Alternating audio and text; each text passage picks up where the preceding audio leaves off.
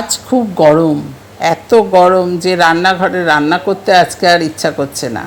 কিন্তু বাইরে থেকে খাবার অর্ডার দিলেও খাবারটা রিচ হয়ে যাবে, সেই জন্য ভাবলাম যে বাড়িতেই রান্না করে ফেলি। আজকে আমার লাঞ্চ থালিতে রয়েছে ভাত, গন্ধরাজ লেবু, কাঁচা লঙ্কা, উচ্ছে আর ঢ্যাঁড়স ভাজা। এই গরমে কিন্তু তিতে খাওয়া খুবই দরকার। আর ডাল, আর করেছি ডালের সাথে খাওয়ার জন্য বেগুনি, কুমড়ো ভাজা আর টমেটো ভাজা।